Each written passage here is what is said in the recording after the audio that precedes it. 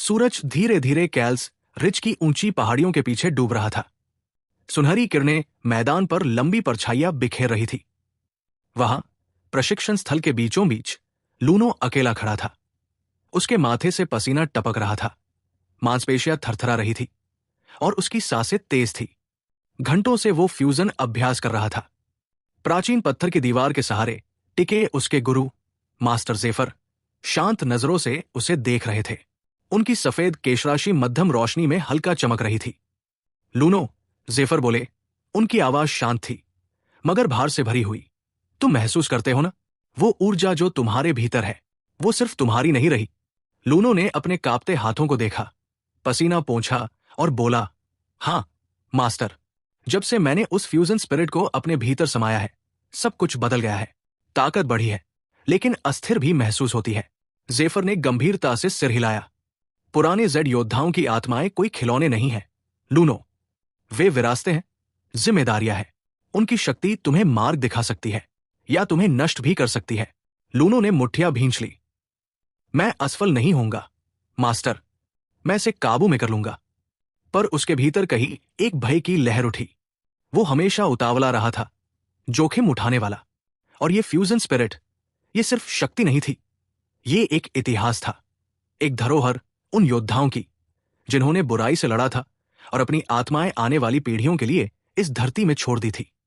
आज रात वही विरासत उसकी परीक्षा लेने वाली थी। रात का वातावरण अजीब सी ऊर्जा से भारी था। हवा जैसे बीते युगों की फुसफुसाहटें लिए बह रही थी। लूनो अपने नए फ्यूजन तकनीक का अभ्यास कर रहा था, जिसे वो अभी पूरी तरह समझ भी नहीं पाया था। उसने अपनी हथेलियां जोड़ी, उनमें से सुनहरी रोशनी झिलमिलाने लगी। ऊर्जा मेरे भीतर प्रवाहित हो, उसने पुकारा। अचानक एक साया उभरा, काले धुएं से बना हुआ, लाल आंखें चमकती हुई और एक भयावह आभा उसके चारों ओर। लूनो सख्त हो गया। तुम कौन हो? उसने पूछा। आवाज गूंजी, नीची, खुरदरी, जैसे उसके ही मन के भीतर से आ रही हो। मैं वो हूं जिससे तुम डरते हो, वो अंधकार जिससे तुम भाग नहीं सकते। उससे पहले कि वो कुछ करता, लूनो का फ्यूजन स्पिरिट बेकाबू हो उठा। रोशनी और छाया की ऊर्जा टकराई और विस्फोट हुआ। आकाश तक चमक और अंधकार की लहरें फैल गई। धूल छंटने पर लूनो जमीन पर घुटनों के बल था, सांसें टूटी हुई। वो साया गायब था, या शायद उसके भीतर समा चुका था। उसके शरीर में एक अजीब लहर दौड़ी, जैसे दो आत्माएं उसके भीतर वर्चस्व के लिए लड़ रही हों। उसकी सुनहरी आभा में काले बैंगनी रंग की धारियां उतर आईं। मास्टर ज़ेफर, वो बमुश्किल बोला, कुछ गलत है। मैं उसे अपने अंदर महसूस कर रहा हूं। ज़ेफर की आंखें चौड़ी हो गई। लूनो, तुमने वो कर दिखाया जो कभी होना नहीं चाहिए था। तुमने एक दुष्ट आत्मा के साथ फ्यूजन कर लिया है। आने वाले दिन नर्क समान थे। लूनो हर दिन अभ्यास करता, लेकिन जब भी वो अपनी शक्ति को बुलाता, वो दुष्ट आत्मा उभर आती, ताने देती, उकसाती, उसे अंधकार की ओर धकेलती। शुरुआत में ये मामूली था, आंखों की चमक, गुस्से की झलक। फिर धीरे धीरे वो हर हरकत में झलकने लगा। तुम उनसे ज्यादा ताकतवर हो। भीतर की आवाज फुसफुसाती, बस मुझे अपनाओ और सब तुम्हारे आगे झुकेंगे। नहीं, लूनो चिल्लाया, मैं तुम नहीं हूं। लेकिन जब भी वो गुस्से या डर में घिरता, उसका शरीर सुनहरी और छाया की ऊर्जा में लिपट जाता। उसकी मुट्ठियों से चिंगारियां निकलती, जमीन जल उठती। ज़ेफर ने गंभीर स्वर में कहा, यह है द्वैत की मोड़, प्रकाश और अंधकार का संगम। बहुतों ने इसे साधने की कोशिश की, पर जिंदा कम ही बचे। जिंदा? लूनो हंसा, थका हुआ। मैं तो इसे एक पल भी नहीं रोक पा रहा। रोकना नहीं है, सामना करना है, ज़ेफर बोले। जिस आत्मा से तुम जूझ रहे हो, वो टूटी हुई है। उससे सीखो, उसे मिटाओ मत। रात को लूनो ने सपना देखा। वो एक युद्ध भूमि पर था।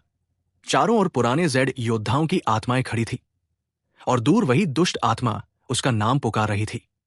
लूनो, अब तुम मेरे हो। नहीं, लूनो की चीख गूंजी। उसकी आभा फट पड़ी। सोने और बैंगनी रंग की टक्कर से सपना बिखर गया। तभी रोशनी से एक आकृति उभरी, एक पौराणिक जेड योद्धा, चमकती कवच में, जिसकी ऊर्जा निर्मल थी। लूनो, वो बोला, तुम्हारे भीतर की शक्ति श्राप नहीं, प्रतिबिंब है, रोशनी और छाया दोनों का। इन्हें अलग मत करो, इनका संतुलन बनाओ। तभी तुम सच्चे योद्धा बनोगे। लेकिन मैं उस अंधकार को सह नहीं सकता, लूनो कांपता हुआ बोला। योद्धा मुस्कुराया। तुम्हें उससे लड़ना नहीं, समझना है। थोड़े ही समय बाद अवसर आया। एक गांव मारन पर विद्रोही गुटों का हमला हुआ। लूनो और मास्टर जेफर को उन्हें रोकने भेजा गया। जैसे ही वे पहुंचे, जमीन कांपने लगी। काले कवचधारी सैनिक अंधेरे से निकले। लूनो की आभा स्वतः भड़क उठी, सुनहरी और बैंगनी चमक में। काबू रखो लूनो, जेफर ने कहा। ऊर्जा का उपयोग करो, उसे तुम्हारा उपयोग मत करने दो। हमले की पहली लहर आई। लूनो झपटा, एक विस्फोटक मुक्का मारा। प्रकाश और अंधकार की ऊर्जा ने मिलकर दुश्मनों को हवा में उड़ा दिया। भीतर की आवाज फिर फुसफुसाई। देखा, हम मिलकर अजय हैं, बस नियंत्रण मुझे दे दो। नहीं, लूनो गरजा। उसे याद आए अपने गुरु, अपने साथियों की उम्मीदें। उसने दोनों ऊर्जाओं को एक में बांधा, संतुलन में। प्रकाश और छाया दोनों एक साथ चमक उठे। युद्ध समाप्त हुआ। दुश्मन गिर गए। गांव वाले विस्मय में उसे देखते रहे। आधा प्रकाश, आधा अंधकार, एक संपूर्ण योद्धा। विजय के बाद भी उसका मन शांत नहीं हुआ। रातों को वो वही आवाज सुनता, ताने देती, भ्रमित करती। वो घंटों ध्यान करता, खुद को स्थिर रखने की कोशिश करता। एक शाम जेफर बोले, तुम ये अकेले नहीं कर सकते लूनो। और भी उत्तराधिकारी है, अन्य जेड योद्धाओं के। फ्यूजन केवल शक्ति का नहीं, विश्वास का भी संगम है। दूसरों से जुड़ना सीखो। लूनो ने सिर झुका लिया। उसे पता था, ये उसकी यात्रा की शुरुआत भर थी।